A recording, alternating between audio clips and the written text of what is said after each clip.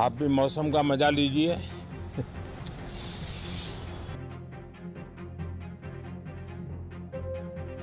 सुलझा हुआ व्यक्ति इस हिंदुस्तान में, दुनिया में, जिस वक्त हमारे बच्चे रोज 16 सिगरेट 17 सिगरेट पी रहे हैं, 300 मतलब 16-17 सिगरेट डेली पी रहे हैं, तो कोई भी व्यक्ति, एक सम्मानित, एक समझदार व्यक्ति क्या ये बोल सकता है कि ये बोल सकता है मौसम का मजा लीजिए? राधा राधा राधा राधा रटेंगे तो आपका एक्सीडेंट नहीं होगा। तो मैं उनको बोलता हूँ कि मैं पूरी उम्र तक राधा राधा रटूंगा, क्या उससे ये वायु शुद्ध वायु हो जाएगी, शुद्ध जल हो जाएगा? तो ये खाम खाई का प्रोपेगेंडा चला रहे हैं, उनसे कुछ नहीं हो रहा। अगर तुम्हारे शक्ति है ना, इतनी पावर है जो तुम बोलते हो हमारे पास सुपर नेचुरल पावर है, तो यहाँ आइए ना, दिल्ली में एनसीआर में आइए भाई, हम मर रहे हैं। दिल्ली शास्त्री ने पैदल यात्रा निकाली है, आप घर से यहाँ तक किसमें पैदल आते ना? आप अगर प्रदूषण की इतनी टेंशन है आपको, तो हम गाड़ी में कोई आप पैदल आते नहीं आते? पैदल आए थे? जी मैं पैदल ही हूँ। बहुत अच्छी बात है, अच्छा लगा आपसे मिलकर। अगर प्रदूषण की इतनी टेंशन है तो आप उनको बीच मत लाइए, ठीक है? वो हमारे, हम उनको मानते हैं, आप नहीं मानते, कोई दिक्कत नहीं है, पर आप उनके लिए कुछ मत बोलो, आप अपने हिसाब से कदम उठाओ, ठीक है? वो अपने हिसाब से अपने धर्म की तरफ उठा रहे और आप प्रदूषण नहीं उठाओ, फिर आप उस हिसाब से कदम उठाओ, आप उनकी तरफ पैदल आओ यहाँ पे, तब मैं मानते हैं कि टेंशन है प्रदूषण। उन्होंने तो ये नहीं कहा कि वो राष्ट्र बना रहे हैं, वो राष्ट्र के लिए नहीं आ रहे हैं, वो नागरिक हैं, एक आम नागरिक हैं। बिना लॉजिक के दुनिया नहीं चला सकते। नहीं, धर्म धर्म धर्म धर्म धर्म क्या धर्म है? 21वीं शताब्दी साइंस की शताब्दी है? नहीं, जिक्र तो होगा ना। धर्म के नाम पे लोगों को बेवकूफ बनाया जा रहा है। मतलब हम बोले ना, एक सरकार जो हिंदू मुस्लिम के नाम पे देश की जनता को भ्रमित कर रही है? पॉल्यूशन को लेके आज हो रहा है और इनकी क्वेश्चन क्या हो सकते हैं?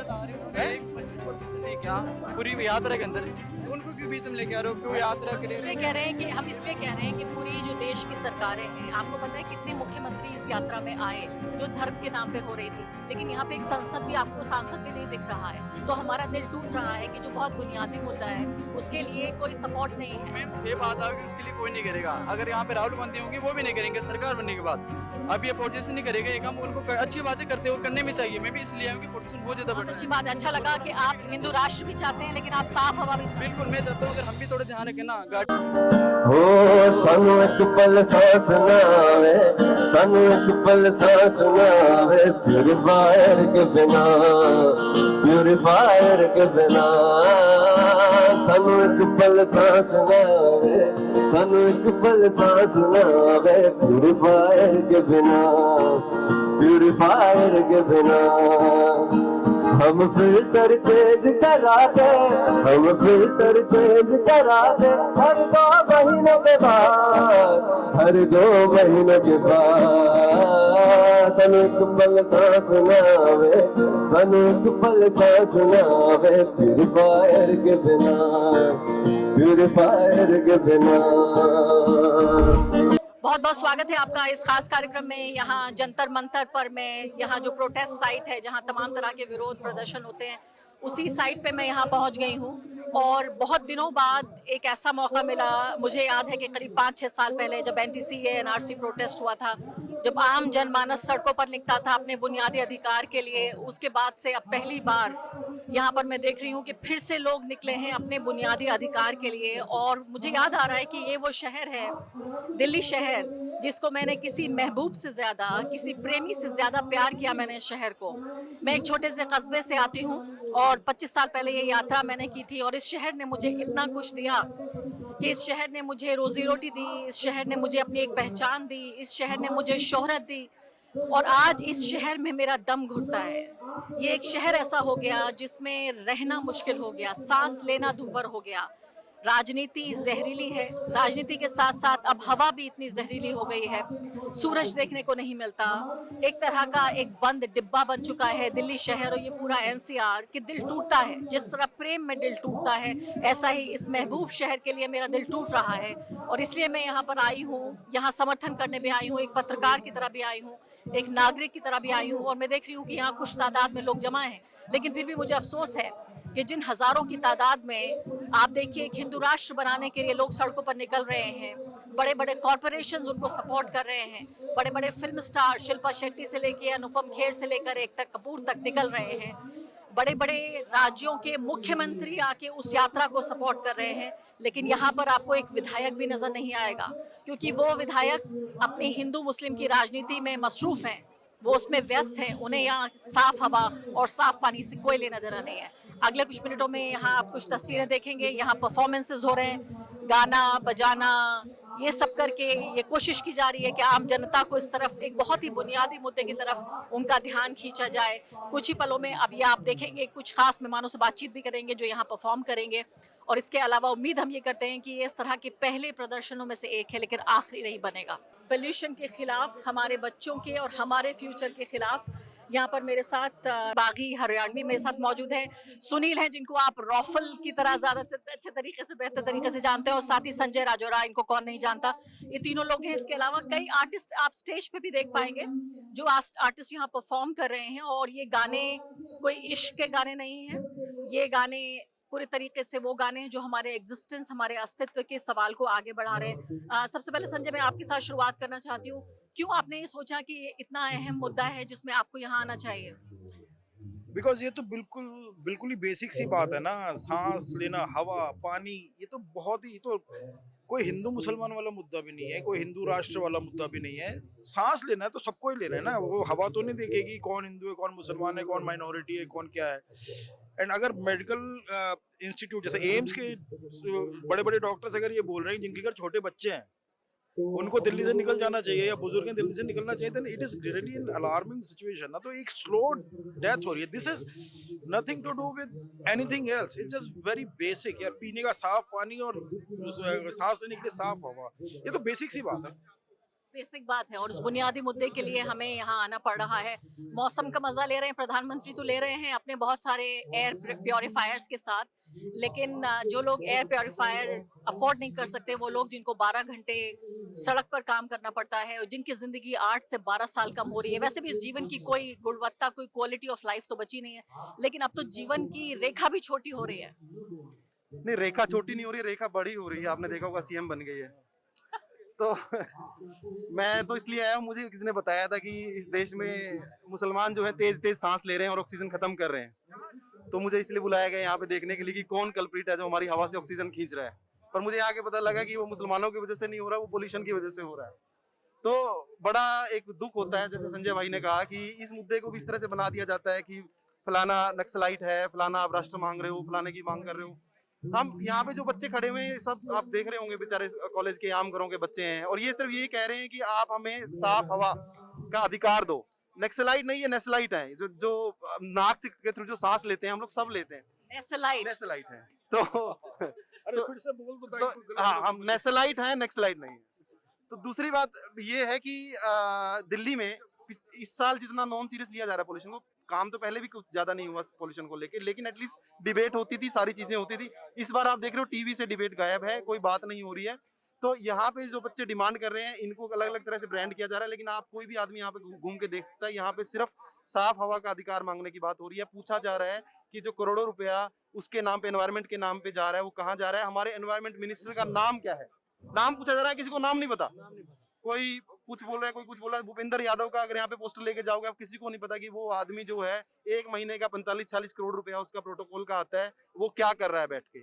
सब सवाल ये बड़े बेसिक से सवाल हैं कि भाई टैक्स अगर हम दे रहे हैं उसके बदले में अगर हम साफ हवा का एक्सपेक्टेशन करते हैं, आपको पता होगा एयर प्यूरीफायर इस साल आउट ऑफ स्टॉक चल रहे हैं। आप अच्छे ब्रांड का एयर प्यूरीफायर लेने जाएंगे, आपको नहीं मिल रहा है। क्यों? क्योंकि ये जो बेसिक हमारा जो अधिकार है उसको भी उस तरह से कर दिया गया है कि बहुत ही प्रीमियम चीज है कि आपके पास अगर बहुत ज्यादा पैसा है, आप अगर ब्लैक में एयर प्यूरीफायर खरीद सकते हैं, तभी आप साफ हवा में सांस लेते हैं, वरना सांस नहीं ले पाएंगे। तो इसलिए हम सब आए हैं अपनी एक आवाज को। लेकिन सुनील, ये तो बताइए, कोई तरीका निकालिए कि ये भी मुसलमानों के सर थोप दिया जाए। मोदी जी कितना सहेंगे इतना दबाव, मौसम का मजा ले नहीं पा रहे हैं। वेट कर लो। मैं तो यही कह रही भाई, अगर सुबह की नमाज के लिए मुसलमान जल्दी उठते हैं तो ऑक्सीजन थोड़ी ज्यादा लेते हैं प्रोपोर्शन में। अच्छा। तो हमारे पंडितों को भी, वैसे बहुत से गाँव में और वगैरह पंडित भी जल्दी उठ जाते हैं, लेकिन पंडितों को और जल्दी उठना पड़ेगा, 4 बजे उठना पड़ेगा, मुसलमान 5 बजे उठ जाते हैं। क्या अपने फेफड़ों में ऑक्सीजन स्टोर कर लें? हाँ, मतलब हर किसी को अब अपने अंदर ऊंट की क्वालिटी पैदा करनी पड़ेगी। जैसे ऊंट पानी का स्टोरेज कर लेता है, तो हमें लगता है कि हमें अब ऑक्सीजन अपने फेफड़ों में स्टोर करके रखनी पड़ेगी। अदरवाइज कोई वो नहीं लग रहा, क्योंकि ये कैबिनेट की मीटिंग्स अगर आप देखते हैं हमारी होती हैं, उसमें चारों तरफ प्यूरीफायर लगे होते हैं। 1-2 बार ऐसा हुआ कि कैबिनेट की मीटिंग में दिख गया पीछे कि प्यूरीफायर रखा हुआ है सीएम के, पीएम के पीछे, लेकिन अब वो ये ध्यान रखते हैं कि एयर प्यूरिफायर ना दिखे। लेकिन एक बिल बीच में वायरल हुआ था जिसमें रेखा गुप्ता ने 15 प्यूरिफायर अपने उसके लिए मंगाए थे, अपने रेजिडेंस के लिए। तो ये लोग अफोर्ड कर सकते हैं ऐसा, लेकिन आम आदमी जो है वो कैसे अफोर्ड कर सकता है ऐसा? सुनील, ये तो वही लोग हैं जो गरीबी हटाने के बजाय गरीबों को हटाते हैं, तो प्रदूषण हटाने के बजाय तस्वीर बेहतर कर देते हैं कि एयर प्योरीफायर हटा दें। आप किस बात की बगावत कर रहे हैं बागी हरियाणवी? देखिए जो है ना, शुद्ध पानी और शुद्ध हवा ये एक प्रिविलेज बनने जा रहा है। गरीब व्यक्ति के पास क्या है? शुद्ध हवा वो मुफ्त में मिल रही थी, उसको पानी शुद्ध मिल रहा था, लेकिन अभी वो भी छीन रहा है ना, अभी नहीं मिल रहा। अभी जैसे मेरे गांव में जो नाई है बाल काट रहा है, जो हलवाई है मिठाई बना रहा है, वो कहाँ से एयर प्यूरिफायर खरीदेगा? कहाँ से खरीदेगा? अब उसके लिए ये है ना बहुत पीड़ादायक होने वाला है। जैसे मैं हूँ, मैं गाँव से आता हूँ, दिल्ली से करीब 120 किलोमीटर दूर से आ रहा हूँ मैं। तुम्हें लग रहा है कि जो एयर पोल्यूशन है वो सिर्फ एलिट क्लास दिल्ली का मुद्दा है, लेकिन ये गांव में पहुंच गए ये लोग। ये कैसे?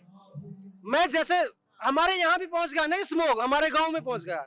हम जैसे सुबह मॉर्निंग वॉक पे जाते हैं, एक्सरसाइज करते हैं, हमारे हरियाणा में एक कल्चर है, तो सुबह सुबह इतनी मतलब प्रदूषण होता कि हम जा नहीं पा रहे, वहाँ ग्राउंड पे नहीं जा पा रहे, क्योंकि आंखों में जलन होती है, सांस लेने में दिक्कत आती है, नाक टपकने लगती है।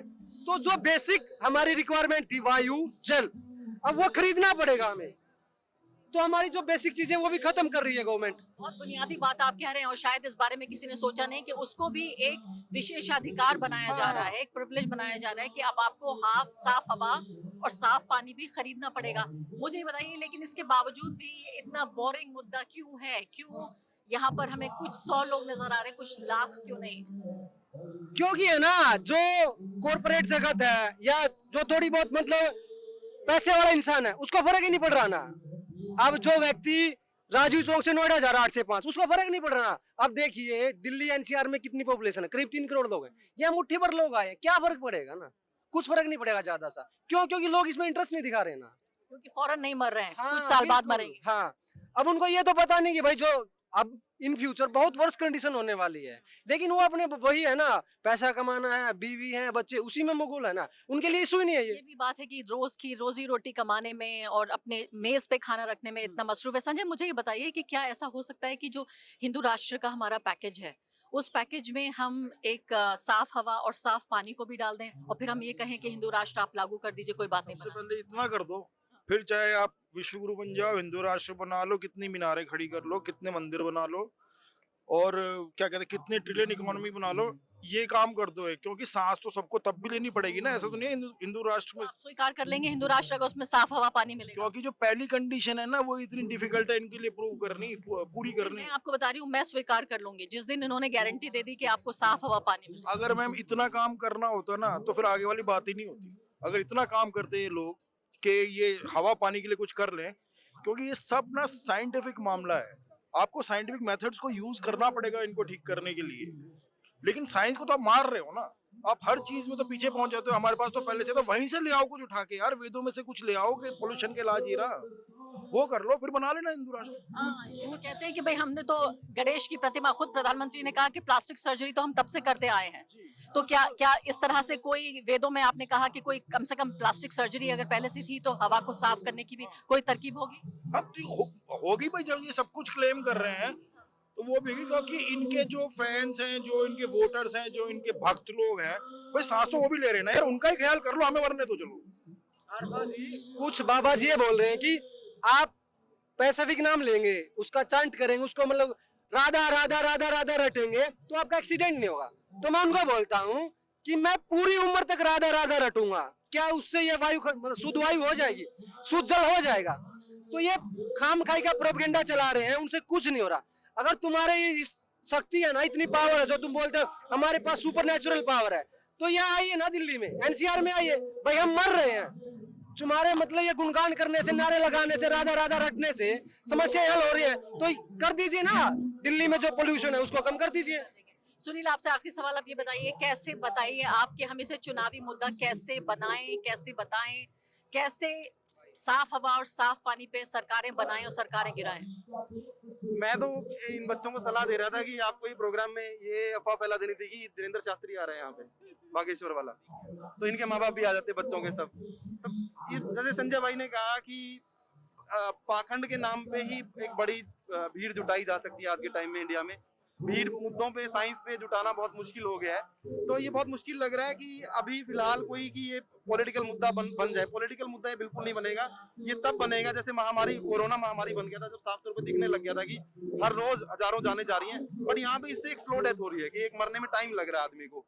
लेकिन जब ये होगा कि बहुत सारी पॉपुलेशन एक साथ एक जैसे रोग से पीड़ित हो रही है, तो शायद तब जाग जाए। मुझे उससे पहले जागने की कोई उम्मीद नजर नहीं आ रही। बहुत बहुत शुक्रिया आप लोगों का, और शुक्रिया कि आप इतने बोरिंग ऐसे मुद्दे पे आए जिसका कोई टेकर्स नहीं है, जिसपे हालांकि मैं कह रही हूँ कि धीरे धीरे एक साइलेंट ही सही एक रिवोल्यूशन देखने को मिल रहा है। अगर आप इंस्टाग्राम या ट्विटर को भी देखने की कोशिश करें, सारे इन्फ्लुएंसर्स अब पोल्यूशन पे बात कर रहे हैं और बहुत सारे लोग उनके फेवर में आ रहे हैं उन पे बात करने के लिए।